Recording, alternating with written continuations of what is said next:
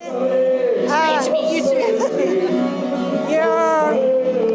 You just you just won the case in the Supreme Court. Yes. Now you are in the middle of another case. Could you explain to us what is happening now? Well, what the latest case is about is about making sure that Boris Johnson obeys the law under what's known as the Benn Act. And if no deal is reached by the 19th of October, unless the British Parliament votes for a no deal, which they won't do, he has to seek an extension. So it's to make sure that Boris Johnson obeys the law. And I think it's particularly important that this is done in a Scottish court, because we have a great constitutional tradition that in Scotland no one is above the law.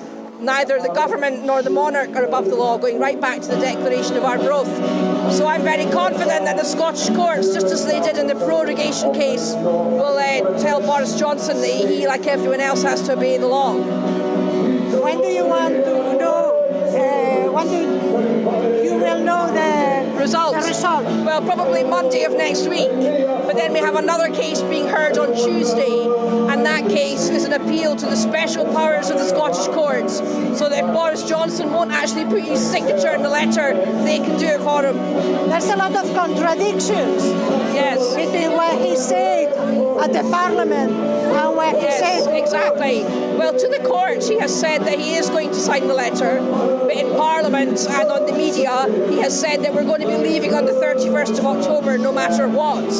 So either to the court or to the public and Parliament, he's not telling the truth. The problem with Boris Johnson is that he's a proven liar and someone who's already done something very seriously unlawful in proroguing Parliament. So I think there's real poetic justice that it's Scottish politicians and a Scottish court that will hold him to account.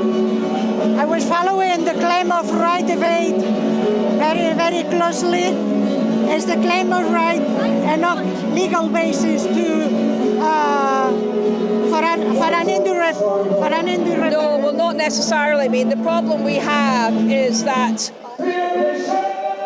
at present, under the current constitutional settlement, it is questionable whether or not Holyrood has the power to hold a referendum.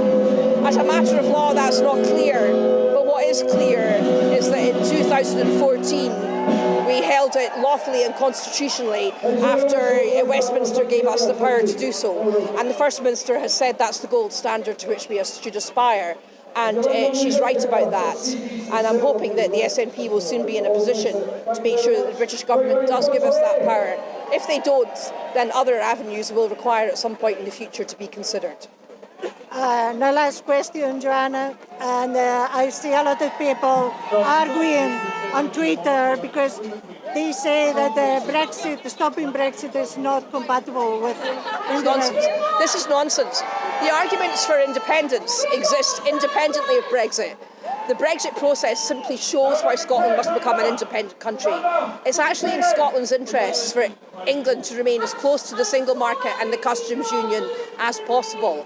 And so to say that it's necessary for England to exit the EU for there to be a mandate for independence is simply wrong. The SNP manifesto was very clear that a material change of circumstance included being taken out of the EU against our will as an example, but that's not the only example of a material change of circumstance.